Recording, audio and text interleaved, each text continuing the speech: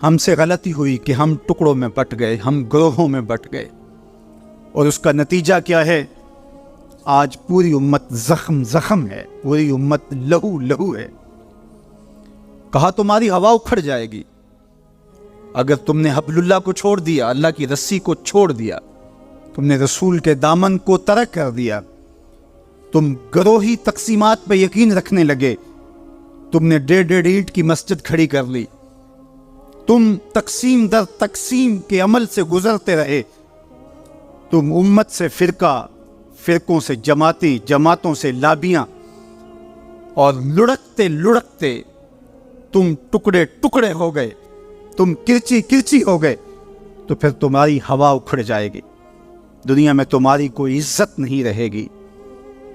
آج حضور کے قلب اطہر پہ کیا گزرتی ہوگی جب شام کی بچیوں کے منہ پہ تماچے مارے جاتے ہیں، جب بغداد میں حضور کی امت خانمہ برباد نظر آتی ہے، جب برما میں آری لے کر کے اعضاء کاٹ دیے جاتے ہیں،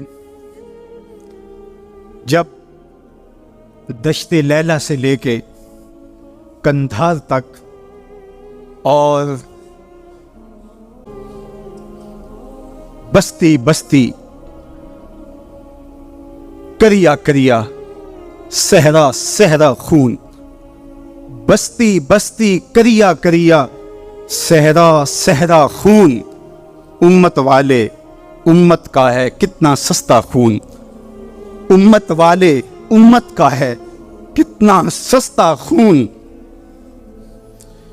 شام، قدس، کشمیر اور برما، کس کس کا احوال کہوں؟ شام، قدس، کشمیر اور برما، کس کس کا احوال کہوں؟ ہر سو زخمی، ہر سو لاشیں، ہر سو بہتا خون، امت والے امت کا ہے کتنا سستا خون، امت والے امت کا ہے کتنا سستا خون۔ آج امت لہو لہو ہے، اس پوری کائنات میں 1 انچ بھی جگہ ایسی نہیں ہے جہاں آتش و آہن برستا ہو اور وہ کفار کی سرزمین ہو۔ جہاں بھی خون بہتا ہے وہ بستی مسلمانوں کی ہے، جہاں لاشیں گرتے ہیں وہ گھر مسلمانوں کا ہے، جہاں عصمتیں لٹتی ہیں وہ خطہ مسلمانوں کا ہے۔ یہ ہمارے گناہوں کی سزا ہے جو ہم کاٹنے پہ مجبور ہیں، اور جب تک ہم امت نہیں بنتے تب تک رسوائیاں ہمارا مقدر ہوں گی اور ذلت ہمارا مقسوم ہے جب تک ہم ان کے دامن سے نہیں جڑ جاتے۔ قوت عشق سے جب دہر میں اجالا نہیں ہوتا تو پستیوں کو بلندیوں سے بدلنے کا کرینہ آپ نہیں سیکھ سکتے۔ نام محمد کو تھام کر کے، امت کی وحدت کے تصور کو اجاگر کر کے، حضور کا پاکیزہ وجود جو امت کی وحدت کا ضامن ہے، اس سے بے لوث محبت کا رشتہ اور الفت کا ربط جب تک مضبوط نہیں ہوتا تب تک ہم ان مشکلات سے کبھی بھی نہیں نکل سکتے۔ 1000 فلسفے تراش لیں، 1000 منطقیں بگھار لیں، لیکن کوئی نتیجہ نہیں ہوگا۔ تمہیں نتیجہ تب ہی ملے گا جب حضور کے قلب اطہر کو آرام پہنچاؤ گے، جب امت بن جاؤ گے، جب حضور علیہ السلام سے وابستگی اپنا شعار زندگی بنا لو گے، تو پھر دہر میں اجالا اور روشنی حضور علیہ السلام کے نام کے صدقے سے نصیب ہوگی، اور تقدیر کا قاضی تمہاری سزائیں معاف کر دے گا، اور پھر نتیجہ تمہارے سامنے اس صورت میں نمودار ہوگا کہ تم بحر و بر کے مالک ٹھہرو گے، اور کائنات کے اندر حضور کے ساتھ وفا کے رشتے کے نتیجے کے اندر لوح بھی تمہارے ہاتھ میں ہوگا، قلم بھی تمہارا ہی مقدر ہوگا۔ لیکن شرط یہ ہے کہ تم صحیح معنی کے اندر امت بن جاؤ۔ وَأَنْتُمُ الْأَعْلَوْنَ إِن كُنتُم مُؤْمِنِينَ، یہ میرے رب کا وعدہ ہے، اور میرے رب کے وعدے سچے ہوتے ہیں۔ کہا تم ان کے بن کے تو دیکھو، عزت کا تاج میں تمہارے سر پہ رکھوں گا۔ یہ تمہاری غلطیوں کی تمہیں سزا دی جا رہی ہے، عزتیں تمہارے لیے ہیں، وقار تمہارے لیے ہے، لیکن شرط یہ ہے کہ تم میرے بھی بن جاؤ، میرے رسول کے بھی بن جاؤ، تو پھر عزتیں تمہارا مقدر ہوں گی اور شانیں تمہیں عطا کی جائیں گی، تمہیں عزتوں کی مسندوں پہ بٹھایا جائے گا۔ شکوے کی زبان کھلی تو لہجہ تلخ ہوا، اور اقبال بولا کہ صفائے طہر سے باطل کو مٹایا ہم نے، نوع انسانی کو غلامی سے چھڑے، قرآن کو سینوں سے لگایا ہم نے، پھر بھی ہم سے گلا ہے کہ وفادار نہیں، ہم وفادار نہیں، تو بھی تو دلدار نہیں۔ تو آواز آئی، صفائے طہر سے باطل کو مٹایا کس نے، نوع انسانی کو غلامی سے چھڑایا کس نے، میرے کعبے کو جبینوں سے بسایا کس نے، میرے قرآن کو سینوں سے لگایا کس نے، تھے تو آبا وہ تمہارے ہی مگر تم کیا ہو، ہاتھ پہ ہاتھ دھرے منتظر فردا ہو، ہر کوئی مست مئے ذوق تن آسانی ہے، تم مسلمان ہو یہ انداز مسلمانی ہے، حیدری فقر ہے نئے دولت عثمانی ہے، تم کو اسلاف سے کیا نسبت روحانی ہے، وہ معزز تھے زمانے میں مسلمان ہو کر، تم خار ہوئے تارک قرآن ہو کر۔ جب تم میرے تھے تو خالد بن ولید کے پاس زہر کی شیشی لے کے پادری آتا ہے تو حضرت خالد بن ولید پکڑ کے خود اس کو پی جاتے ہیں، اور وہ منتظر ہوتا ہے کہ تھوڑی دیر کے بعد یہ گریں گے اور موت واقعہ ہوگی، لیکن معمولی پسینے کے بعد حضرت خالد بن ولید کھڑے ہو کے کہتے ہیں میرے رب نے موت نہ لکھی ہو تو موت نہیں آ سکتی، آؤ رب کا ڈر سینے میں پال لو، زمانہ تم سے ڈرنا سیکھ لے گا، ان کے ہو جاؤ زمانہ تمہارا ہو جائے گا، ان سے وابستگی اختیار کرو پھر زمانہ تمہاری نوکری کرے گا۔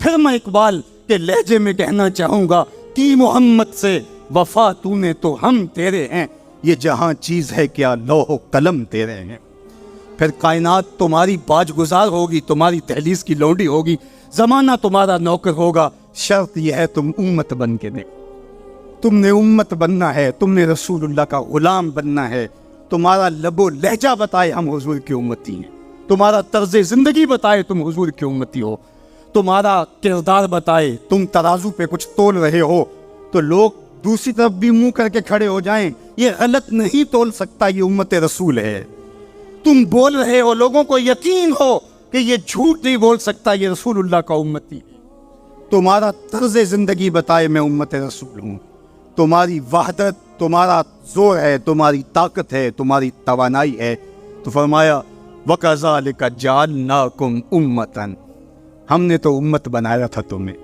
تم ٹکڑے ٹکڑے ہوئے، تم نے اپنے آپ کو بانٹ لیا، تم ایک دوسرے کا گرے پان نوچنے لگے، تم ایک دوسرے کے جبے پھاڑنے لگے، تم ایک دوسرے کے لیے نفرتوں کے بیج بونے لگے، تمہاری زبانیں انگارے اگلنے لگی، تم چنگاریاں نکالنے لگے، تم ممبر و محراب کے تقدس کو پامال کرنے لگے، تم خواہشات کے غلام بن گئے، تم آرزوؤں کے نوکر بن گئے، تم اپنے نفس کی غلامی میں آ گئے، تم تو غلام تھے آمنہ کے لال کے، تم نے کب سے نفس کی غلامی اختیار کر لی، تم کب سے خواہش کے نوکر بن گئے، تم کب سے نفس کے بندے بن گئے، پھر تمہیں ذلیل نہ کیا جاتا تو اور تمہارا علاج کیا ہے؟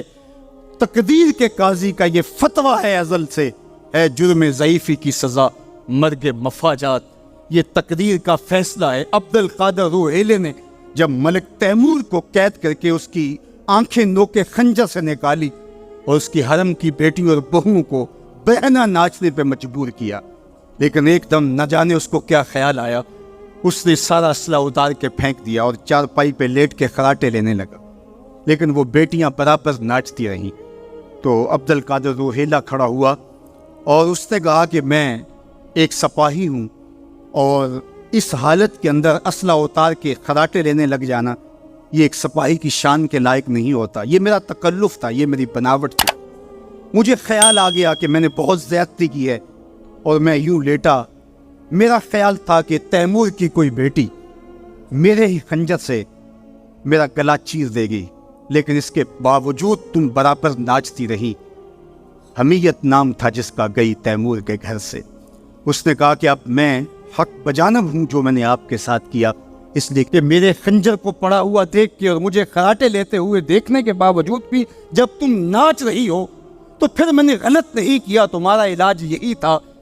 جب ہماری بیٹیاں غیروں کے نرغے میں ہوں، جب ہمارے گلے چیرے جا رہے ہوں، جب شام اجڑ رہا ہو، جب برما میں آریوں کے ساتھ انسانی آزاد کاٹے جا رہے ہوں، جب بغداد کے اندر اس امت کی شہزادیاں بھیک مانگنے پہ مجبور ہوں، تو مجھے بتاؤ اس زمانے میں بھی ہم ایک دوسرے کے گریبان نوچیں گے؟ تو پھر جو ہمارے ساتھ ہو رہا ہے یہ ہماری سزا تھی، ہمیں امت بنایا گیا تھا، ہم نفس کے غلام بن گئے، ہم خواہشات کے نوکر بن گئے۔ تو میرے رب نے کہا وَكَذَلِكَ جَعَلْنَاكُمْ أُمَّةً۔ دوسری بات وسطا، تمہیں امت وسط بنایا۔ امت وسط اس کے 3 معنی امام قرطبی نے کیے ہیں، باعظمت امت، باکمال امت، اور تیسرا معنی معتدل امت۔ عظمت کے جس معراج پہ تمہیں بٹھایا تھا وہ کسی اور کا مقصود نہیں تھا۔ جعلت لی الارض مسجدا، پوری کائنات کو تمہارے لیے مسجد بنا دیا گیا، تمہیں یہ عزت دی۔ حضور نے فرمایا میں آخری نبی ہوں، وانتم آخر الامم، اور تم آخری امت ہو، پس خدا بر ما شریعت ختم کرو، بر رسول ما رسالت ختم کرو۔ ہمیں آخری امت بنایا گیا۔ کنتم خیر امت اخرجت للناس تأمرون بالمعروف وتنہون عن المنکر۔ یہ مجھے کہا گیا، یہ آپ کو کہا گیا، تم خیر امت ہو۔ ذرا گریبان میں جھانک کر کے دیکھیں، مجھے کہا گیا میں خیر ہوں، آپ کو کہا گیا خیر ہوں، یار یہ نسبت میرے حضور کی ہے۔ تو تم خیر سے جڑے ہو، تم بھی خیر بن گئے ہو، تم خیر امت ہو، تمہیں عزتوں کی مسند دی جو معراج، جو مقام، جو مرتبہ، جو رفعت تمہیں دیا گیا وہ کسی اور کا مقصود نہیں ہے، تم خیر امت قرار پائے۔ اللہ اکبر۔ تو کہا اس سے مراد باعظمت امت ہے۔ دوسرا معنی باکمال امت، جو عزت، جو شرف، جو مرتبہ، جو مقام تمہیں دیا گیا، جو کمال، عروج اور پاکپن تمہارا مقصود ہے وہ کسی اور امت کا مقصود نہیں ہے۔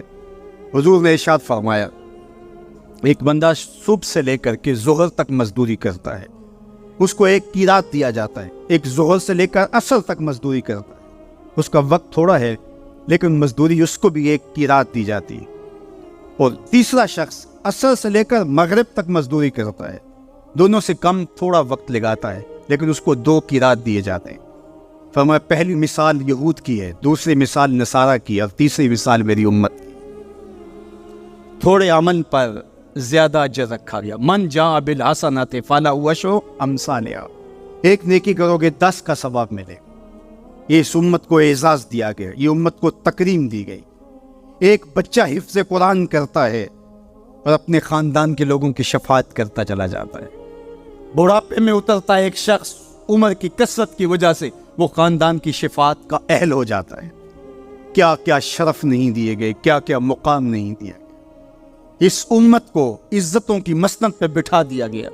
قیامت کے دن اعضائے وضو سے چمکتی ہوئی یہ امت سامنے آئے گی، دور سے پہچانے جائیں گے یہ محمد عربی کے غلام۔ تیسرا معنی امت وسط کا معتدل امت، اعتدال کی راہوں پہ چلنے والی، نہ یہود کی طرح اور نہ نصارہ کی طرح افراط و تفریط کا شکار نہیں ہوں گے، بلکہ یہ اعتدال کی راہوں پہ گامزن، عقائد میں، اعمال میں، رویوں میں، طرز زندگی میں، انداز معاشرت میں، گفتگو میں، کلام میں، ہر لحاظ سے یہ اعتدال کی راہوں کے مسافر۔ جب یہ امت اعتدال کی راہوں سے نکلی اور ان میں غلوف پیدا ہوا یا ان کے اندر تفریط پیدا ہوئی تو نتیجہ یہ ہوا امت اپنے وقار کو کھو بیٹھی۔ یہود نے شان الوہیت اور شان رسالت کے اندر تنقیص کر دی اور انبیاء علیہم السلام کی دشمنی مول لی اور کتنے نبیوں کو ناحق قتل کیا۔ بنی اسرائیل نے 70 نبی شہید کیے۔ آج اگر راہ خدا میں ہمیں کوئی تکلیف پہنچتی ہے تو میں اور آپ ہوتے کون ہیں؟ اس راستے کے اندر تو نبی شہید کیے گئے۔ امام غازی نے تفسیر کبیر میں لکھا ہے کہ مکے سے طائف تک 70 ایسے نبیوں کی قبریں ہیں جن کی وفات صرف بھوک کی وجہ سے ہوئی۔ یہ دین یوں ہی ہمارے تک نہیں پہنچا، یہ قدریں ہمارے تک یوں ہی نہیں پہنچی، ہمارے اسلاف کی قربانیوں کا نتیجہ ہے۔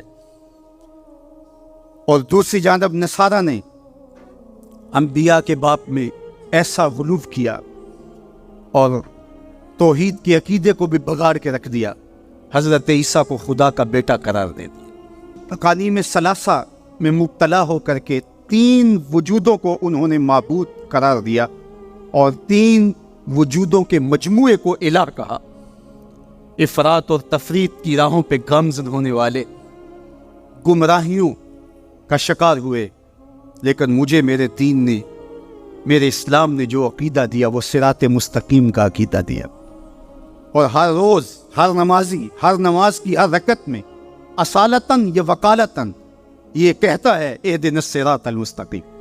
یہ اتنی ضرورت ہے ہماری کہ اللہ سے مستقیم راہ مانگے، کہ چونکہ دونوں جانب لڑکنے کے اندیشے لمحہ لمحہ موجود ہیں، پھر اس کو اجالنے کے لیے آگے کہہ دیا کہ غیر المغضوب علیہم ولا الضالین، یعنی نہ تو گمراہوں کا راستہ اور نہ جن پر تیرا غضب ہوا ان کا راستہ، نہ افراط نہ تفریط کی راہ۔ مالک مجھے مستقیم راہوں کا مسافر رکھنا، سیدھی راہ پہ گامزن رکھنا، کیونکہ سیدھی راہ پہ گامزن ہونا ہی ہدایت کی علامت ہے۔ جب ترازو کے دونوں پلڑے برابر رہتے ہیں تو اس کو عدل کہتے ہیں، اسی سے اعتدال نکلا ہے۔ کوئی پلڑا چکا نہیں تو عدل کا نظم خراب نہیں ہوا۔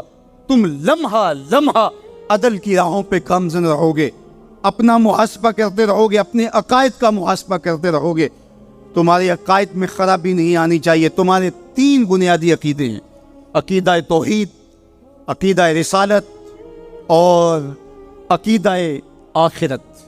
ان عقیدوں میں کبھی بھی بگاڑ نہ آنے دینا۔ اللہ جل شانہ کی جو شانیں ہیں، اللہ کی جو عظمت ہے، وہ تمہارے رگ و ریشہ میں ہر وقت اس کا روب اور اس کی خشیت موجود رہنی چاہیے۔ انبیاء علیہ السلام کی عظمتوں کے باوجود کہیں ایسا نہ ہو کہ تمہارے عقیدوں کے اندر خرابی آئے اور تم کہیں غلو کا شکار ہو جاؤ، جس طرح کے نصارہ۔ اور پھر دوسری بات، کہیں ایسا نہ ہو کہ توحید کے نشے میں تم انبیاء کی تکثیر کرنے لگ جاؤ اور نبی کی شان تمہارے لیے تکلیف کا سبب بننے لگ جائیں۔ شاید اس سے توحید میں کوئی فرق آتا ہے۔ میاں توحید میں فرق نبی کی عظمت سے کیسے آئے گا؟ اس لیے کہ نبی کو عظمت دینے والا تو میرا رب ہی ہے۔ وَرَفَعْنَا لَكَ ذِكْرَكَ۔ اور پھر تیسری بات، عقیدہ آخرت۔ آخرت کا عقیدہ یہ ہے کہ ہم نے اس دنیا پر بیٹھ نہیں رہنا، بہرحال اللہ کی طرف سے جو اس کے علم میں متعین ہماری زندگی ہے، اس کو گزارنے کے بعد ہم نے یہاں سے رخصت ہونا ہے۔ وہ ہم جوانی میں چلے جائیں، ہم بڑھاپے میں چلے جائیں، یا ارذل العمر کے بعد ہم اس دنیا سے رخصت ہوں، یا بچپن میں چلے جائیں، یہ ہمارے علم میں نہیں ہے، یہ امر ہم سے مخفی رکھا گیا، یہ اللہ کی حکمت ہے۔ لیکن یہ طے شدہ ہے کہ ہم نے یہاں بیٹھ نہیں رہنا، اور جب یہاں سے جانا ہے تو ایک دوسرا جہاں ہمارے لیے منتظر ہے، اور وہاں ہم نے ایک ایک عمل کا حساب دینا ہے۔ ثم لتسألن یومئذ عن النعیم۔ اس دن ایک ایک عمل کے بارے میں پوچھا جائے۔ اللہ اگر چاہے تو ہم سے گرفت کر لے، اور اگر چاہے تو اپنے کرم سے معاف کر دے۔ اگر وہ معاف کرنا چاہے تو کوئی پوچھ نہیں سکتا کہ اتنا بڑا پاپی اور مجرم تھا، اسے معاف کیوں کیا گیا، اور اگر وہ گرفت کرنا چاہے تو کسی کو حق نہیں ہے کہ وہ یہ کہہ سکے کہ مجھے گرفت کیوں کی گئی۔ تو ایمان دیم و رجا کے درمیان ہے، الایمان و بین الخوف والرجا۔ ایمان خوف اور امید کی درمیانی کیفیت میں، ڈر بھی لگا رہے، دھڑکا بھی لگا رہے، اور امید کے چراغ بھی بجھنے نہ پائے۔ فضل دی آس ہے مینوں تے نالے ڈر بھی آندا ہے۔ فضل کی امید بھی رہے لیکن خوف بھی طاری رہے، پکڑا بھی جا سکتا ہوں، گرفت بھی ہو سکتی ہے، اس کی پکڑ بھی بڑی سخت ہے۔ ان بطش ربک لشدید، تیرے رب کی پکڑ بہت سخت ہے، جب وہ پکڑتا ہے تو پھر کوئی اس سے اپنے آپ کو چھڑوا نہیں سکتا۔ اللہ اکبر۔ تو اس کی پکڑ کا خوف بھی رہے، لیکن وہ کریم بھی ہے، وہ معاف کرنا چاہے۔ ما یفعل اللہ بعذابکم، وہ تمہیں عذاب دے کے کیا کرے گا؟ اگر تم اس کا شکر کرنا سیکھ جاؤ تو وہ تو تمہارا رب ہے، وہ تمہیں عذاب دے کے کیا کرے گا؟ تو امید بھی روشن رہے اور خوف بھی طاری رہے۔ تمہید الایمان کے اندر شیخ عبدالحق محدث دہلوی علیہ رحمہ حضرت سیدنا عمر رضی اللہ تعالیٰ عنہ کا قول بیان کرتے ہیں کہ وہ فرماتے ہیں کہ اگر مجھے یہ پتہ چلے کہ سارے لوگ جنت میں جائیں گے، ایک شخص جہنمی ہوگا، تو میں ڈرتا ہوں کہیں وہ ایک میں ہی نہ ہو جاؤں، اور اگر مجھے یہ پتہ چلے کہ سارے لوگ جہنم میں جائیں گے اور ایک ہی جنت میں جائے گا تو مجھے امید ہوگی شاید وہ ایک میں ہی ہو جاؤں، اور ہم کہتے ہیں فلاں اگر جنت میں چلا گیا، فلاں اگر بخشا گیا تو میں بھی چلا جاؤں گا۔ ہم نے اپنی آخرت دوسرے سے جوڑ دی، فلاں بخشا گیا تو میں بھی بخشا جاؤں۔ وہ کہتے ہیں اگر سارے جنت میں جائیں، یہ خبر ہو کہ ایک نے جہنم میں جانا ہے، تو میں ڈرتا ہوں کہیں وہ ایک میں ہی نہ ہو جاؤں، وہ میں ہی نہ پھنس جاؤں۔ ایک بچہ تھا، گھر سے روتا ہوا نکل گیا اور جنگلوں کے اندر آنسو بہاتا ہے، کوئی درویش ملا، اس نے کہا کیا ہوا؟ کہا مجھے اللہ سے بڑا ڈر لگتا۔ میرے حضرت قبلہ خواجہ محمد یعقوب مصطفیٰ رحمۃ اللہ تعالی علیہ، آپ کے یہاں نشان پڑ گئے تھے رو رو کے، ان کی ہڈیوں میں درد بھرا ہوا تھا، یہاں رو رو کے نشان پڑ گئے تھے۔ تو یہاں ایک بزرگ ہوتے تھے انتقال کر کے، وہ کہتے ہیں ایک دن میں گیا تو انہوں نے دونوں اپنے گھٹنے کھڑے کیے تھے اور اپنی باہیں اس کے گرد لپیٹی ہوئی تھی اور ایسے سر جھکایا تھا۔ تو کہا کہ آپ اتنا روتے کیوں ہیں؟ تو کہتے ہیں کہ ان کے انداز نے میرے اندر درد بھر دیا، انہوں نے ایسے سر اٹھایا اور کہا اس سے ڈر آتا ہے، اس سے ڈر آتا ہے، کرم دی آس ہے مینوں تے نالے ڈر بھی آندا ہے، فضل دی آس ہے مینوں تے نالے ڈر بھی آندا ہے۔ یہ امید کہ میری بخشش و مغفرت ہو، اور یہ خوف کہ اگر میں پکڑا گیا تو وہ بچہ رو رہا تھا۔ تو اس فقیر نے پوچھا بیٹے کیوں رو رہے؟ کہ اللہ کا ڈر آتا ہے۔ تو کہا تمہارے دامن پہ تو گناہ ہی نہیں۔ کہتے ہیں بڑے کی عزت اس لیے کرو کہ اس کی نیکیاں زیادہ ہوں گی، اور چھوٹے کی تکریم اور شفقت اس لیے کرو اس کے دامن پہ گناہ نہیں ہے۔ اللہ اکبر۔ ہم لوگوں کے گناہ دیکھتے ہیں اور اپنی خوبیاں دیکھتے ہیں۔ صوفیاء کا ایک جملہ ذہن کی تختی پہ لکھ لیجئے، جب عیب دیکھنے کا شوق آئے وہ کہتے ہیں اپنے اندر اتر جاؤ، اور جب خوبیاں دیکھنے کا شوق آئے تو دوسروں کو دیکھو، دوسروں کو دیکھو، کسی کے اندر کوئی خوبی، کسی کے اندر کوئی خوبی۔ تو کہا کہ اللہ سے ڈر آتا ہے۔ تو کہا کہ بیٹے تم نے تو گناہ ہی کوئی نہیں کیے۔ تو کہا آج میں نے عجیب ماجرا دیکھا جس نے مجھے گھر سے نکال دیا۔ کہا کیا؟ کہا کہ میری ماں کھانا پکانے کے لیے چولہے میں آگ جلانے لگی، تو اس نے لکڑیاں رکھی، تو لکڑیوں کو آگ نہیں لگ رہی تھی، تو اس نے چھوٹی چھوٹی لکڑیاں توڑ کے پہلے نیچے رکھی اور پھر ان کو آگ لگائی، ان کو آگ لگی تو پھر بڑی لکڑیوں کو بھی لگی۔ تو میں روتا ہوا گھر سے بھاگ آیا ہوں جنگل میں، کہیں ایسا نہ ہو کہ قیامت کے دن بڑے بڑے مجرموں کو آگ نہ لگے تو چھوٹے چھوٹوں کو رکھ دیا جائے۔ تو جب خوف سرایت کرتا ہے تو یہاں عمر نہیں دیکھی جاتی، اور بڈھا پاپی سب سے بدترین شخص وہ ہے جو بڑھاپے کے باوجود بھی بدکاری نہیں چھوڑتا۔ کہتے ہیں جب کوئی بندہ 40 سال کا ہوتا ہے پھر اس کا عذر باقی نہیں رہتا، 40 سال تک اس کا عذر باقی رہتا ہے، لیکن جب 40 سال کا ہو جائے اب سننے کو حولت میں آ گیا، اب اگر وہ گناہ کرتا ہے تو کوئی عذر نہیں ہے۔ ہڈیاں کمبن گوڈے کھڑکن تے اڑ گیا لک تیرا، اجے بھی بدیوں باز نہ آئیو جیو مرد دلیرا، یا ایھا الانسان ما غرک بربک الکریم۔ میرا رب پکار پکار کے کہہ رہا ہے او بھاگنے والے انسان آجا پلٹ کے، تیرا رب بڑا ہی کریم۔ میں یہ بات 100 بار کہی، میرے سننے والے مجھ سے 1000 بار سن چکے، لیکن لفظوں کی چاشنی اور امید کی ایسی جگمگاتی کرنیں روشن ہوتی ہے کہ دل میں چراغاں ہو جاتا ہے، اور جب میں یہ بول رہا ہوتا ہوں تو میرے اندر پھول جھڑیاں پھوٹ رہی ہوتی ہیں، اور اللہ کے تشکر کے اندر درد کی کیفیت بھی پیدا ہو رہی ہوتی ہے کہ وہ رحمت بھرے لہجے میں پکار کے کہہ رہے سرکش کو، متمرد کو، باغی کو جو اس کی دہلیز چھوڑ کے بھاگ گیا، او بھاگنے والے آجا پلٹ کے، تیرا رب بڑا ہی کریم ہے۔ کوئی ایسے بھی آواز دیتا ہے، کوئی ایسے بھی مجرم کو پکارتا ہے۔ یہاں رک کے میں ایک اور جملہ بھی کہنا چاہتا ہوں، اعتدال میں حقوق اللہ اور حقوق العباد کی جو لوگوں نے تقسیم کی اور اس کا اپنا معنی متعین کیا، وہ ایک مشہور تو ہے لیکن حقیقتاً وہ معنی متعین نہیں ہے۔ اللہ کے حق فائق ہے مخلوق کے حق سے۔ عمومی طور پہ کہا جاتا ہے یار حقوق اللہ کی خیر ہے، بس حقوق العباد کا خیال رکھو، یہ عمومی بات کہی جاتی ہے۔ تو یہ بات اچھی طرح ذہن نشین کریں، یہ بھی آپ کے اعمال میں اور آپ کے افکار میں اور آپ کے نظریات میں غلوف پیدا ہو گیا کہ آپ نے اللہ کے حق کو کمتر سمجھ لیا اور مخلوق کے حق کو غالب سمجھ لیا۔ ایسا نہیں ہے، اللہ کے حق سب سے زیادہ ہیں، اللہ تعالیٰ قرآن مجید میں ایک موقع پر ارشاد فرمایا وما قدر اللہ حق کا قدر ہے، انہوں نے اللہ کی قدر کا حق ہی ادا نہیں کیا. وہ تمہارا خالق لگتا ہے، کے اندر حقوق العباد کی طرف توجہ دلائے گی تو اس کا مطلب یہ ہے، مفہوم یہ ہے کہ اللہ تو کریم ہے، وہ معاف کر دے گا، بندہ تو معاف نہیں کرے گا. بالخصوص قیامت کے دن جب پھنس گیا اور اس کی اپنی بدعمالیاں بھی اس کے پاس ہوئیں اور کسی نے اس کا حق غصب کیا ہوا ہوگا تو پھر کیا ہوگا؟ اب وہ تو خود پھنسا ہوا ہے تو وہ کبھی نہیں چھوڑے گا.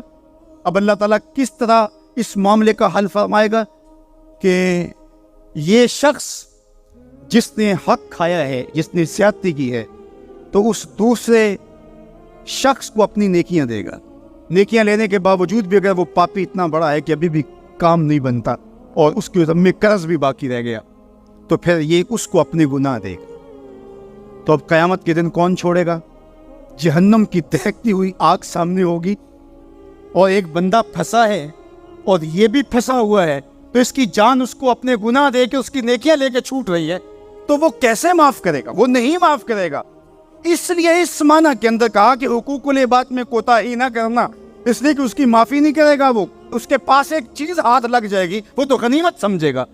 تو اس کا یہ مطلب بھی کہیں نہیں ہے کہ بندے کے حق کہیں غالب اور زیادہ ہیں، اللہ کے حق کم ہیں. جو حق بندے کا اللہ پر ہے، اللہ نے تو پیدا کیا ہے. الذی خلقک فسواک فعدلک، کہا تیرے حق میرے اوپر زیادہ ہے اس لیے کہ میں تیرا خالق لگتا ہوں. میں آپ سے پوچھتا ہوں، اس دنیا پر، اس عالم رنگ و بو میں، اس مادی کائنات میں سب سے زیادہ آپ کے کندھوں پر کس کے حق ہیں؟ تو آپ سب کہیں گے ماں کے حق. حضور سے بھی پوچھا گیا من ابر ہو، حضور میں سب سے زیادہ کس کے ساتھ حسن سلوک کروں؟ یہ حضور سے سوال کیا گیا. تو میرے آقا کریم نے فرمایا امکت، اپنی ماں کے ساتھ. تو اس نے پھر دوبارہ سوال کیا، پھر حضور نے فرمایا کہ اپنی ماں کے ساتھ.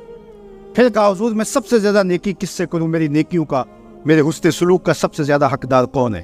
تو آقا کریم نے فرمایا امکا، تیری ماں. تو پھر اس نے چوتھی مرتبہ کہا تو حضور نے فرمایا تیرا باپ. تو 3 مرتبہ حضور نے ماں کا ذکر کیا. علماء نے یہاں لکھا کہ والد اولاد کی تربیت کرنے کے لیے مشقت سہتا ہے، کمائی کرتا ہے، یہ ایک مرحلہ ہے اس کا. ماں 9 ماہ تک اس کو اپنے پیٹ میں رکھتی، ایک مرحلہ یہ. پھر ولادت کا دوسرا مرحلہ، زچہ بچہ دونوں کے لیے موت و حیات کی کشمکش ہے. اور تیسرا مرحلہ اس کی تربیت کا جس کا باپ شامل ہوتا ہے. تو ماں کے 3 حق بیان کیے اور باپ کا ایک حق بیان کیا. مجھے بتاؤ، وہ ماں اور وہ باپ جو اولاد کو اپنی آنکھوں کا تارا اور نور نظر کہتی ہے، کیا اس کے حق ساری زندگی بھی کوئی لگا رہے تو ادا کر سکتا ہے؟ کسی نے کہا کہ میں نے ماں کو اپنے کندھوں پہ اٹھا کے حج کروایا اور موسم میں حدت اور گرمی اتنی تھی کہ گوشت کا ٹکڑا زمین پہ پتھر پہ ڈال دیا جاتا تو وہ بھن کے کباب بن جاتا. کیا میں نے اپنی ماں کا حق ادا کر دیا؟ کہا تیری ولادت کے وقت جو اس نے تکلیف سہی، اس تکلیف کے ایک جھٹکے کا حق بھی ادا نہیں ہوا. یہ تیری ماں ہے. کیا تو اتنی بے وفا ہو گئی ہے کہ اس ماں کی مرضی اب تیری مرضی نہیں رہی؟ وہ باپ جس کی ہڈیاں بھی درد کر رہی ہیں اور وہ مزدوروں والے اڈے پہ بیٹھا ہے، اور جب کوئی مزدور لینے آتا ہے تو اس سے صحیح طرح سے اٹھا بھی نہیں جاتا، پھر بھی کلی والا ڈبہ اٹھا کے آگے بڑھتا ہے، اور مزدور لینے والے شخص کے ساتھ لپٹ کے چمٹ کے کہتا ہے کہ بابو مجھے لے جاؤ، 10 روپے کم دے دینا، میں نے اپنی بیٹی کی کالج کی فیس دینی ہے. وہ باپ جس کی ہڈیاں دکھ رہی ہیں اور جا کے ایک خاتون ایک سجے ہوئے دفتر میں بٹھاتی ہے اور کہتے تو پدر شاہی نظام کے خلاف بغاوت کر، تیرا جسم تو تیری مرضی ہونی چاہیے، باپ ہوتا کون ہے؟ وہ بیٹی اس کے منہ پہ تھپڑ مارے، وہ کلی کر کے میرا پیٹ پالتا رہا اور میری فیسیں ادا کرتا رہا، میں تو اپنے بدن اور اپنی زندگی کی ایک ایک سانس بھی اپنے باپ کے نام کر دوں، حق پھر بھی ادا نہیں ہو سکتا. میرا باپ میری تعلیم کا ضامن ہے، میری زندگی کا ضامن ہے، میری عزت اور آبرو کا پہرے دار ہے. اللہ اکبر. معاشرہ بدل گیا، حالات کے تیور تبدیل ہو گئے، بغاوتیں بھر گئیں، وفاؤں نے دم توڑ دیا. مغرب کی تہذیب سوائے تکلف کے اور کچھ نہیں ہے، اور چہرہ جو روشن نہ ہو تو کیا حاجت گلگونہ فروش. نئی تہذیب تکلف کے سوا کچھ بھی نہیں ہے. یہ مغربی تہذیب کی یلغار نے مرد آوارہ بیکارو زن کمار باش کیا معاشرہ تخلیق کیا جا رہا ہے۔ میرے حضور کے غلاموں، آؤ ہم نے دین حضور سے لینا ہے، اور یہ سارے چونچلے اور یہ ساری مغربی وظیفہ خور تنظیمیں یہ دم توڑ کے رہ جائیں گی۔ اس کائنات کے اندر اور اس وطن کے اندر جھنڈا لہرائے گا تو محمد عربی کے نظام کا ہی لہرائے گا۔ ہم حضور کے دین کو کھڑا کرنے کے لیے اور حضور کے نظم کو غالب کرنے کے لیے اپنی زندگی کے ایک ایک سانس کو حضور کے نام وقف کریں گے۔ میری زندگی کا مقصد تیرے دین کی سرفرازی، میں اسی لیے مسلمان، میں اسی لیے نمازی، میری زندگی کا ایک ایک لمحہ حضور کے دین کے لیے، حضور کے نام کے لیے۔ تو حقوق والدین کے جو ہے وہ بہت سارے ہیں، کہا تو اس کے ایک درد کے جھٹکے کا جواب بھی نہیں دے سکا۔ ماں اولاد سے جو محبت کرتی ہے اور جو ماں کے حق ہیں وہ اتنے زیادہ ہیں کہ کسی پیمانے میں اس کو تولا نہ جا سکے۔ میں کہا کرتا ہوں سمندر کی پاتال تک تو کوئی پہنچ گیا ہوگا، لیکن ماں کے پیار کا کنارہ آج تک کسی نے نہیں پایا۔ یہ سڑکوں کے کناروں پر بڑے بڑے ہیوی ترازو نصب کر دی گئے ہیں، پورا کنٹینر تول لیا جاتا ہے، لیکن آج تک ایسا ترازو میں نے نہیں دیکھا جس پر ماں کے پیار کو بھی تولا جا سکے۔ ماں جب بولتی ہے تو اس کے لہجے میں جبریل بولتا ہے، ماں جب مسکراتی ہے تو لگتا ہے جنت کی ساری کلیاں کھل اٹھی ہیں۔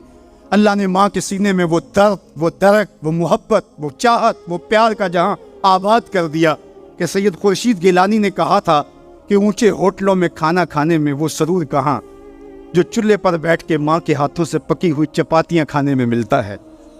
اور کہا اونچے اونچے اسٹیجوں پہ حضرت صاحب، عالی جناب، مفتی صاحب، قبلہ عالم، کیا کیا لفظ سننے کو ملتے ہیں، لیکن ان لفظوں میں وہ چاشنی کیا جو ماں کی زبان سے اوئے مٹھو اور اوئے ببلو کے اندر رکھی گئی ہے۔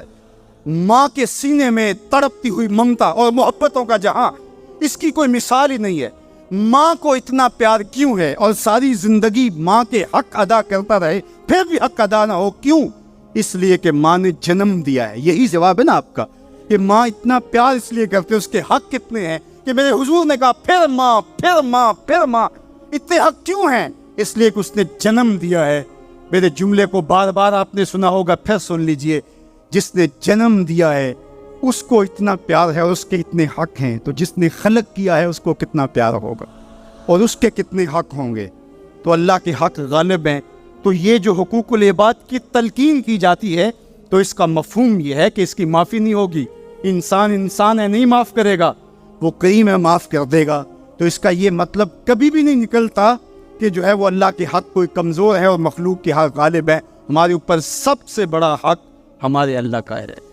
پھر مرشدوں کے، ہمارے استاد، ہم احسان فراموش لوگ نہیں ہیں، ہم جس کا بھی حق کو اس کو پورا کرتے۔ مولا کائنات سیدنا علی المرتضیٰ فرماتے ہیں جس نے مجھے ایک حرف بھی پڑھایا اس نے مجھے اپنا غلام بنا لیا۔ ہم تھوڑی سی عزت ملنے پر آنکھیں سر پہ نہیں رکھ لینے والے لوگ، ہم احسان فراموش نہیں ہیں کہ کبھی باپ کو پدر شاہی نظام کے ساتھ مسترد کریں، کبھی ماں کے چہرے پہ لات مار دیں کہ تم کون ہوتی ہو میری زندگی میں مداخلت کرنے والی۔ ہم تو رشتہ بھی کرنا ہوتا ہے تو بوڑھی دادی امی سے بھی پوچھتے ہیں، جب تک وہ ہاں نہیں کرتی تو گھر کے اندر ماحول ہی نہیں بنتا ہے۔ ہمارا دین، ہمارا کلچر، ہماری تہذیب، ہمارا تمدن ہمیں یہ سکھاتا ہے لیس منا من لم یرحم صغیرنا ولم یوقر کبیرنا، جو چھوٹوں کے ساتھ شفقت سے پیش نہیں آتا اور بڑوں کے ساتھ جو ہے وہ توقیر سے پیش نہیں آتا۔ میرے حضور نے فرمایا میرے ساتھ اس کا کوئی تعلق، کوئی ربط، کوئی رشتہ نہیں ہے۔ تو ہمارا دین تو ہمیں یہی سکھاتا ہے۔ تو بیم اور رجا کے درمیان ہمیں یہ سکھایا گیا۔ بات احترام کی چلی تو عقیدوں کے اندر جب غلوف پیدا ہوتا ہے تو اغیار کی سازشوں کا ہم نادیدہ اور دیدہ طور پہ شکار ہو جاتے ہیں۔ اقبال نے آج سے صدیوں قبل یہ بات جو ہے وہ ہونے والے حادثات کی نشاندہی کرتے ہوئے اپنے زمانے میں کہا تھا کہ تو کہ نشناسی خفی راز جلی ہوشیار باش، اے گرفتار ابو بکر و علی ہوشیار باش۔ کہا تو نہیں جانتا کہ تیرے ساتھ کیا کھیل کھیلا جا رہا ہے، ابو بکر اور علی کو آپس میں مقابل کھڑا کرنے والے ہوشیار ہو جا۔ یہ غیار کی سازش ہے، یہ دونوں کرنیں سینہ محمد عربی کی ہیں۔ ابو بکر بھی حضور کے ہیں، علی بھی حضور کے ہیں، عثمان بھی حضور کے ہیں، اصحاب بھی رسول کے ہیں، اہل بیت بھی حضور کے ہیں۔ ہم ان کی چوکھٹ کے فقیر بھی ہیں اور ان کے در کے بھی غلام ہیں۔ ہم تو غلام ابن غلام ابن غلام ہیں، ہمیں تو ان کی وساطت سے دین ملا ہے، ہم ایک کا نام لے کر کے دوسرے کی نفی نہیں کر سکتے۔ اللہ کے محبوب علیہ الصلوۃ والسلام نے حضرت سیدنا علی المرتضیٰ کو دیکھا اور فرمایا، مسند امام احمد بن حنبل نے اس کو روایت کیا، نہج البلاغہ میں موجود ہے، سیدنا علی المرتضیٰ فرماتے حضور نے میرے بارے فرمایا، یہلک فی رجلان محب مفرط و مبغض، علی تیرے معاملے میں آ کے دو لوگ برباد ہوں گے۔ تیرا معاملہ حضرت عیسیٰ والا معاملہ ہے، ایک نے حضرت عیسیٰ سے بغض رکھا اور ان کی ماں پہ تہمت لگا دی، اور ایک نے حضرت عیسیٰ سے اتنی محبت کی انہیں ابن اللہ کہہ دیا، دونوں گمراہ ہو گئے۔ فرمایا تیرا معاملہ بھی حضرت عیسیٰ کا ہے، یہلک فی رجلان، حضرت علی خود فرماتے ہیں میرے معاملے میں دو لوگ برباد ہوں گے، محب مفرط و مبغض، ایک محبت کر کے برباد ہوگا، ایک بغض رکھ کے برباد۔ امتن وسطہ، درمیانی امت ہو تم نے ترازو کے دونوں پلڑے پورے کر کے عدل کے تقاضوں کو پورا کرنا ہے۔ ایسا نہ ہو کہ علی کی محبت آنکھوں پہ پنٹی باندھ دے، تمہیں ابو بکر بھی نظر نہ آئے، تمہیں غارے سور کی بلندیوں پر اپنے کندھوں پہ حضور کو اٹھا کے لے جانے والا صدیق بھی دکھائی نہ دے، اور تمہیں جو ہے وہ دشمن کے آگے سینہ تان کے کھڑے ہونے والا فاروق بھی دکھائی نہ دے، اپنا سارا مال حضور کی راہوں میں خرچ کر دینے والا تمہیں عثمان نظر ہی نہ آئے، تم یوں اندھے ہو جاؤ۔ اور ایسا بھی نہ ہو جانا کہ علی کا نام لیا جائے تمہاری طبیعت میں بے چینی آ جائے، تمہارے چہرے کا رنگ بدلنے لگے، تم علی کا نام گوارا نہ کرو۔ جس علی کا ذکر بھی عبادت ہے، تمہیں ٹھنڈ کیوں نہیں پڑتی ہے، تمہیں تسکین کیوں نہیں ہوتی ہے؟ تو کہا نہ ادھر لڑکنا نہ ادھر لڑکنا، نہ تم گمراہیوں کا شکار۔ وَكَذَلِكَ جَعَلْنَاكُمْ أُمَّةً وَسَطًا، تم امت وسط بن کے رہنا، تم ترازو کے دونوں پلڑے برابر رکھنا۔ اور میں آپ کو امت وسط کے حوالے سے ایک ضروری بات وہ بھی بتانا چاہتا ہوں، اور وہ یہ کہ میرا اسلام، میرا دین امن کا دین ہے، قیام امن دین کے مقاصد میں شامل ہے۔ لیکن دوسری جانب اگر دشمن کی سرکوبی کے بغیر راستے نہ نکلتے ہوں تو اسلام کہتا ہے گھوڑے تیار رکھو، اسلام کہتا ہے تمہاری تیغ پراں اس کے سر کو کاٹتی ہوئی آگے بڑھ جائے، تم ان کے جوڑ جوڑ پہ مارو، تمہیں جہاد کا حکم دیا گیا، تو ان دونوں پلڑوں کو برابر رکھنا پڑے گا۔ کہیں ایسا نہ ہو کہ تم امن کی بات کرتے کرتے جہاد کو ہی بھول جاؤ، اور ایسا بھی نہ ہو کہ تم جہاد کی بات کرتے ہوئے امن کا مذاق اڑانے لگو، جو کہ دین کے مقاصد سے ہے۔ جہاد بھی امن کے قیام کے لیے کیا جاتا ہے۔ آپ فقہا سے پوچھیں، فی نفس ہی قتال قبح ہے، حسن نہیں ہے، فی نفس ہی، لیکن یہ حسن کیسے ہوا؟ لغیر ہی ہوا، یعنی چونکہ قتال سے پھر پائیدار امن آئے گا، لہٰذا یہ مجبوری قبول کر لی گئی۔ تو اصل امن ہے، امن کے قیام کے لیے جہاد کیا گیا، اور اس میں تمہارا نفس نہیں آنا چاہیے۔ حضرت علی کے منہ پہ تھوک دیا جاتا ہے، پیچھے ہٹ جاتی ہے چھاتی سے، کالی کا نفس شامل ہو گیا۔ یہ ہمارا دین ہے، شہادت ہے مطلوب و مقصود مومن، نہ مال غنیمت نہ کشور کشائی، شہرت پسندی کے لیے۔ ابو امامہ الباہلی فرماتے ہیں حضور علیہ الصلوۃ والسلام سے پوچھا، ایک شخص شہید ہو جاتا ہے، جان راہ خدا میں وار دیتا ہے، لیکن اس کے دل میں ہے کہ چلو میری شہرت بھی ہو جائے تو اس کو اجر ملے گا۔ میرے حضور نے کہا فلا شیء لہ، اسے کوئی اجر نہیں ملے گا۔ تو کہتے ہیں میں سمجھا کہ میں اس بات کو صحیح طرح سے بیان نہیں کر پایا، تو میں نے پھر کہا حضور اعلاء کلمت الحق کے لیے، دین کی سربلندی کے لیے اس نے یہ سب کچھ کیا ہے، لیکن ساتھ یہ بھی ہے کہ چلو ناموری بھی تو ہوگی۔ حضور نے پھر فرمایا فلا شیء لہ، اسے کوئی اجر نہیں ملے۔ تیسری مرتبہ پھر پوچھا حضور اس کا مقصد اللہ کے جھنڈے کو اونچا کرنا، اعلاء کلمت الحق، لیکن ساتھ یہ بھی ہے چلو ناموری بھی تو ہوگی۔ میرے حضور نے پھر فرمایا فلا شیء لہ، اور پھر مزید وضاحت کرتے ہوئے فرمایا اللہ صرف اسی عمل کو قبول کرتا ہے جو محض اس کے لیے کیا۔ تیرے عمل میں اخلاص ہو تو اس کا اجر کچھ اور ہے، حور و خیام سے گزر، بادہ و جام سے گزر۔ محض اس کی رضا کے لیے عمل ہو تو وہ جہاد ہے، ورنہ وہ جہاد، وہ قتال جہاد ہی نہیں ہے جو نفس کے لیے کیا جائے، جو مال غنیمت کے لیے کیا جائے، جو لوگوں میں بڑھوتری، جو زمین کی حوث میں کیا جائے، جو خواہشات نفس کے لیے کیا جائے۔ تو ہمیں جہاد کے لیے بھی شرائط دی گئی، لیکن اس کا مقصد امن کا قیام ہے۔ تو بعض اوقات ہم یہاں توازن برقرار نہیں رکھ پاتے، اور توازن کا برقرار نہ رکھنا بہت سخت نقصان کا سبب بن جاتا ہے۔ یہ بلڈ پریشر تھوڑا سا اوپر نیچے ہو گیا زندگی لے جاتا ہے۔ اب کہیں یہ تھوڑا سا ہی نیچے ہوا، کیا فرق پڑا اس سے؟ میاں اس توازن کا نام ہی تو صحت ہے، सेहत का नाम ही तो जिंदगी है। 1262 से लेकर के 1290 तक खाकान आज़म कुबलाई रहा। उसके अंदर दिलचस्पी पैदा हुई, मुख्तलिफ मज़ाहब की तरफ रग़बत पैदा हुई। उसने मुख्तलिफ मज़ाहब को मानने वालों को अपने पास बुलाया। ग़ुलाम मुर्तज़ा मैकश ने यह तारीख़ इस्लाम में सारा वाक़या लिखा है, और उसने बुद्ध मत के लामाओं को, हिंदुओं के बड़ों को, जोगियों को, पादरियों को, सबको बुला के कहा मुझे अपने अपने मज़हब के हवाले से कुछ बताओ। तो जो आलिम दीन गया मुसलमानों की तरफ से, उसने जिहाद की आयतें पढ़ी और जिसमें कुफ़ार को कत्ल करने का हुक्मनामा था। तो कुबलाई खान ने कहा कि तुम्हारा दीन काफिरों को कत्ल करने की तलकीन करता है? उसने कहा। तो कहा फिर आप हमें कत्ल क्यों नहीं करते? तो कहा कि हमारे पास ताकत नहीं। तो अगर ताकत हो तो कहा फिर हम तुम्हें काट दें का हुक्म देता है। ताकत ना होने की वजह से ये रुके हुए, तो फिर ये क्यों जिंदा बचे? उसने फौरन हुक्मनामा जारी किया, जो मुसलमान सामने उसको काट दो। मुसलमान गाजर मूली की तरह कटने लगे। ये कलमा हक कह के आया था। उस दौर के सूफी बुजुर्ग और आलिम शेख जलालुद्दीन अलैहि रहमा, पता चला कि ये एक आलम की लग़ज़श से सब कुछ हुआ है। आलिम का फिसलना आलम का फिसलना है।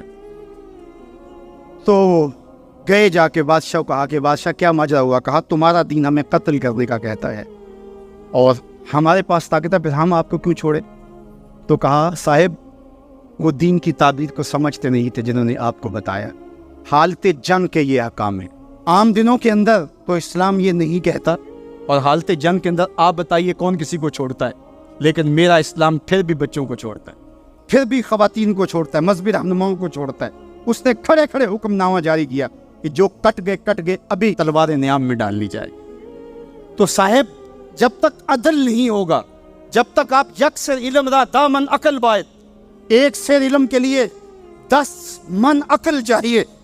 अगर आप तराजू के दोनों पलड़े बराबर नहीं रख सकते तो तुम्हें तौलने के लिए बिठाया किसने? मेरा रब कहता है वकज़ालिका जअलनाकुम उम्मतन वसता, हमने तुम्हें उम्मत वसत बनाया। तराजू के दोनों पलड़ों को बराबर रखना, दोनों पलड़ों को झुकने न देना।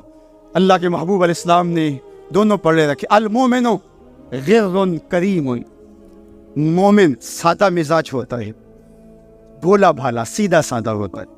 अल्लाह अकबर। अब मोमिन का सीधा सादा होना ये कहीं ऐसा ही ना हो कि लोग इसको दाव लगाते रहें। कहा फितरतन तो ऐसा ही होता है, उसकी तबा है कि वो एतबार कर लेता है। लेकिन दूसरे मुकाम पे कहा बैलेंस भी कर लो।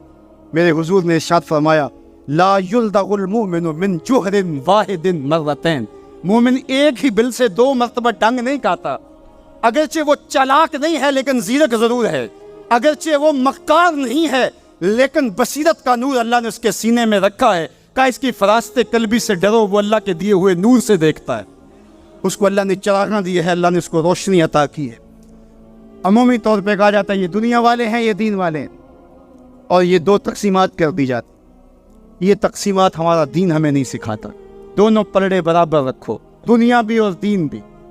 असल दुनिया क्या है? मुला रूमी बोले चीज दुनिया आज खुदा गाफिल बुदन। दुनिया है क्या? खुदा से गाफिल होने का नाम दुनिया है। वो आप चाहे मिंबर पे बैठ के गाफिल हैं या दुकान पे बैठ के गाफिल, वो आप दुनियादारी कर रहे हैं। यहाँ मकसद लोगों के दिल अपनी तरफ मोड़ना, लोगों की जेबें ढीली करना, लोगों में अपने आप को महबूब और अपने आप को जो है वो लोगों का मकसूद बनाना, अपने बुत को तराशते रहना कि लोग पूजा पाठ करते रहे। ये मिंबर पे दुकानदारी हो रही है। और दूसरा दुकान पे बैठा है लेकिन सच का दामन नहीं छोड़ता। मेरे हुजूर ने फरमाया सच्चा ताजर क़यामत के दिन पैगंबरों के साथ उठाया जाए। तो दुनिया और दीन ये दोनों साथ साथ चलते हैं। तो दीन और दुनिया 2 अलग अलग खाने नहीं है। इस्लाम तर्क दुनिया से रोकता है लेकिन घर के दुनिया से भी बचने की तलकीन करता है। रुहबानियत का दर्स भी नहीं देता। ला रुहबानियत फिल इस्लाम, इस्लाम में रुहबानियत नाम की कोई चीज़ नहीं है कि तुम घर बार छोड़ दो, तुम बस्ती छोड़ दो, तुम कोहो गार की ज़िंदगी इख्तियार करो। इस्लाम का ये मिजाज नहीं है। अभी बात हो रही थी, हुजूर ने मवाक़ात कायम किए मदीनतुल मुनव्वरा, 2 मरतबा कायम किए। एक दफ़ा हुजूर ने मक्के में कायम किए, थोड़े से अबा के दरमियान। और मवाक़ात मदीना ये कायनात का एक अनोखा बाब है, और ये हुजूर ने उनके दरमियान मवाक़ात कायम कर। तो हज़रत अबू दरदा और हज़रत सलमान फ़ारसी के दरमियान हुजूर ने मवाक़ात कायम की। تو جن کے ساتھ بھائی چارہ تھا وہ پھر حال پوچھنے جاتے تھے کہ میرے بھائی کو پریشانی تو نہیں ہے. تو حضرت سلمان فارسی گئے حضرت ابو درداء کے گھر. تو دیکھا کہ حضرت ابو درداء کی بیوی وہ عام سے کپڑوں میں تھی. تو انہوں نے کہا کہ میری بہن یہ کیا ماجرا ہے؟ میلے کچیلے واجبی سے کپڑے. تو کہا کہ تمہارے بھائی کو دنیا کے ساتھ کوئی رغبت نہیں ہے. عورت آراستہ ہو. حضور نے فرمایا کہ عورت کی خوبیاں بیان کی کہ بہترین عورت وہ ہے جب اس کا شوہر دیکھے اس کو تو اسے خوش کرتے. اس کا لباس اور طرز زندگی ایسا ہو کہ مرد کے لیے مسرت خوشی اور سرشاری کا ذریعہ ہو تاکہ اس کی نظر یکسو رہے اور اس کے خیالات پراگندہ نہ ہوں, اس کی سوچوں میں آوارگی نہ آنے پائے. تو کہا کہ تمہارے بھائی کو رغبت ہی نہیں ہے دنیا کے ساتھ, اس لیے مجھے اس کی کوئی ضرورت نہیں ہے. خیر حضرت ابو درداء آئے تو کھانا لائے. تو حضرت سلمان فارسی نے کہا کہ آپ بھی کھائیے. کہا میں روزے سے. کہا کہ میں تو نہیں کھاؤں گا جب تک آپ نہیں کھائیں گے. تو نفلی روزہ مہمان کے لیے توڑا جا سکتا ہے. تو انہوں نے روزہ افطار کر لیا, ساتھ بیٹھ کے کھانا کھایا. رات پڑی, سونے لگے. تو حضرت ابو درداء مصلی بچھا لیا. حضرت سلمان فارسی نے کہا کہ جناب آپ کو میرے ساتھ سونا پڑے گا. اللہ اکبر. یار وہ صوفی حضور کی تربیت کے پالے ہو. آج تو پھر فتویٰ متوجہ ہو جاتا کہ اس نے مجھے نماز سے روکا ہے, یہ دارا اسلام سے خارج ہے. تو آپ نے کہا ٹھیک ہے, مہمان ہوں, مہمان نوازی کا یہ بھی ایک ڈش ہے نا, چلو میں سو جاتا ہوں. سحری ہوئی تو سلمان فارسی اٹھے, ان کو اٹھایا, بیدار کیا, تہجد پڑھی دونوں نے. اور پھر حضرت سلمان فارسی نے کہا کہ تمہارا میں نے عمل دیکھا, تمہاری بیوی کے کپڑے میلے کچیلے تھے, تم نے روزہ رکھا ہوا تھا اور رات تم قیام کرتے ہو.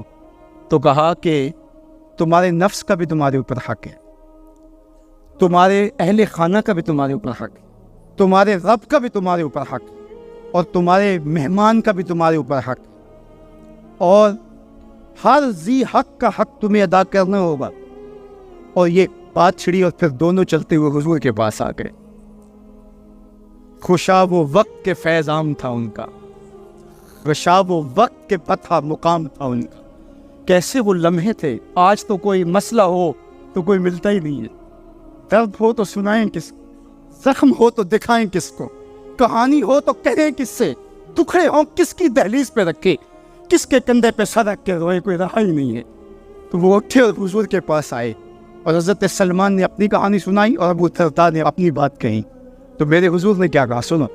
میرے حضور علیہ الصلوۃ والسلام نے ارشاد فرمایا صدق سلمان, کہا میرے سلمان نے سچ کہا ہے. تو ہمارا دین ہمیں یہ کہتا ہے کہ تمہاری زندگیاں خوبصورت ہو, رب کا حق بھی ادا کرو. اور حضور نے ایک شخص کو دیکھا وہ سخت کمزور ہے. تو آقا کریم نے فرمایا کہ کیا ماجرا ہے, تم بہت کمزور ہو. اس نے کہا کہ بہت ساری مصیبتیں ہیں جو میرا رخ کر رہی ہیں. تو میرے حضور نے کہا کہ تو نے اللہ سے کوئی دعا تو نہیں مانگی تھی. اللہ اکبر. یہ دل و قلب و نگاہ کے مرشد اولی نے, حضور تو سینوں کے چھپے راز بھی جانتے. کہا کہ تو نے کوئی دعا تو نہیں کی تھی رب سے. کہا جی حضور میں نے اللہ سے دعا کی تھی. کیا دعا مانگی؟ کہا میں نے اللہ سے کہا مالک جو بھی تکلیفیں ہیں مصیبتیں ہیں وہ آخرت کے حصے کی بھی دنیا پہ بھیج دے تاکہ یہ نہیں فارغ ہو کے جاؤں, آخرت میری صاف ہو. تو بڑے دکھڑے ہیں, بڑے غم ہیں, بڑی اذیتیں ہیں, بڑی بیماریاں ہیں جس نے مجھے کمزور کر دیا. تو میرے حضور نے کیا ارشاد فرمایا, فرمایا تو نے یہ کیوں کہا کہ آخرت کے دکھ بھی دنیا پہ مل جائیں, تو نے یہ کیوں نہیں کہا ربنا آتنا فی الدنیا حسنۃ وفی الآخرۃ حسنہ, اللہ دنیا میں بہتریاں دے دے آخرت میں بھی بہتریاں. وَكَذَلِكَ جَعَلْنَاكُمْ أُمَّةً وَسَطًا, جب تک ترازو پورا نہیں رکھو گے, جب تک دونوں پلڑے برابر نہیں ہوں گے تم آگے کبھی نہیں بڑھ سکو گے. یار میں تو سفر پہ نکلتا ہوں تو میرا ساربان گاڑی روک کے کہتا ہے میں نے ہوا چیک کروانی ہے, کسی ٹائر میں ہوا کم نہ ہو. مجھے تو لگتا نہیں, وہ کہتا مجھے پتا ہے گاڑی ڈول رہی ہے. یار ایک ٹائر میں ہوا کم ہو تو سفر نہیں ہو سکتا, تو کہیں ٹائر پھولا ہو اور کہیں چپکا ہوا ہو تو تم سمجھتے ہو مدینے پہنچ جائیں گے, مدینے نہیں پہنچ سکتے, تم تو کہیں نہیں پہنچ سکتے. وَكَذَلِكَ جَعَلْنَاكُمْ أُمَّةً وَسَطًا, دونوں ترازو کے پلڑے برابر رکھو, دونوں ٹائروں کے اندر ہوا پوری رکھو, پھر تمہاری گاڑی فراٹے بھرتے ہوئے مکے بھی پہنچے گی, مدینے بھی پہنچے. اس لیے کہا کہ تم نے امت وسط بننا ہے, اپنے دامن کو کبھی بھی دائیں بائیں جھکنے نہیں دینا. افراط و تفریط کا شکار نہیں ہونے دینا. طاعت اور خدمت خلق کے مابین بھی عمومی طور پہ ہمارے معاشرے کے اندر ایک غلط فہمی پائی جاتی ہے. کچھ لوگ کہتے ہیں جی بس میں تو اللہ کی مخلوق کی خدمت کرتا ہوں, مجھے کیا, میں تو حج بھی نہیں کیا, اس کے پیسے بھی غریبوں کو دے دیے. وہ تبلیغ کرتے ہیں لوگ کہ جناب قربانی کے پیسے بھی اگر غریبوں میں دے دیے جائے تو یہ زیادہ اچھا ہے, اس کی ان کی مدد ہو جائے. تو وہ اس خدمت خلق میں اتنا غلوف کر جاتے ہیں کہ وہ اسلام کے شعار کا مذاق اڑانے لگ جاتے ہیں, اور جو عبادت والے ہیں انہیں ہمسائے کو دیکھنے کا موقع بھی نہیں ملتا. اور آپ جانتے ہیں کہ جب ایک بستی کو برباد کرنے کا حکم دیا گیا تو کہا کہ یہاں تو ایک بستی میں شخص رہتا ہے جس کا سر سجدے سے اٹھتا ہی نہیں. کہا میرے بندوں کے اوپر قیامتیں ٹوٹے اور ان کے اوپر ظلم اور جبر کے پہرے ہوں اور اس کے ماتھے پہ شکن نہیں آتا, اس کے سمیت ہی بستی کو لٹ کے رکھ دو. یار عبادت کرتے ہو لیکن ہمسایوں کا خیال بھی رکھو. میرے حضور علیہ الصلوۃ والسلام نے لعاب پھینکا نا تو صحابہ نے اپنے ہاتھوں پہ لے کے اپنے منہ پہ باندھ دیا. کائنات کے اندر آپ کو ایسا کوئی محبوب نہیں ملے گا جیسے اس. آپ نے عشق اور محبت کی لوک داستانیں بڑی سنی ہوں گی. لوگوں نے نہریں بھی کھودی, لوگوں نے محبوبوں کے لیے کیا کچھ نہیں کیا, لیکن آج تک آپ کو ایسا نہیں ملا ہوگا کسی محب نے محبوب کا لعاب بھی چاٹا. کائنات میں یہ انوکھا باب ہے. تو حضور علیہ الصلوۃ والسلام نے فرمایا کہ تمہیں اس چیز پر کس نے ابھارا کہ میرا لعاب بھی اپنے چہروں پہ مل رہے ہو؟ انہوں نے کہا اللہ اور اس کے رسول کی محبت. تو میرے حضور نے اس کی نفی نہیں کی, لیکن ساتھ ہی فرمایا اگر کوئی چاہتا ہے کہ اللہ اس کے رسول سے محبت کرے اور اللہ اور اس کا رسول اس سے محبت کرے تو وہ ہمسایوں کے حقوق کا خیال. یعنی تمہارا یہ پہلو بھی, تم عاشق کے رسول بھی ہو لیکن ہمسایوں کے بھی تو خیال رکھو. تمہارے گھر پہ جھنڈا تو لگا ہے حضور کے میلاد کا, لیکن اگر ہمسایوں کے گھر میں اندھیرا ہے تو یار اپنے گھر میں اس سال اگر چراغاں نہیں کر سکے, غریب ہمسائے کا میٹر کٹ گیا اس کا بل دے دو, آمنہ کا لال زیادہ خوش ہوگا, میلاد والا رسول زیادہ خوش ہوگا. اس لیے دونوں پلڑے برابر رکھو. نہ تو عبادات کے زعم میں تم خدمت خلق کو اور ہمسایوں کے حقوق کو, رشتہ داروں کے حقوق کو بھول جاؤ, اور نہ یہ کہ تم خدمت خلق کے نام پہ عبادات کا مذاق اڑانے لگو. وَكَذَلِكَ جَعَلْنَاكُمْ أُمَّةً وَسَطًا. ادارت المصطفیٰ دونوں بازوں کے ساتھ اڑنے کی فکر رکھتا ہے اور امت وسط کے مزاج کو لوگوں میں راسخ کرنا شروع ہوتا ہے. ظاہر ہے جب کبھی اس بازو پہ زور پڑے تو کبھی اس بازو پہ زور پڑے تو بازو جھکنے لگتے ہیں, تو بھی آ کے جو ہے وہ زور ڈالتا ہے.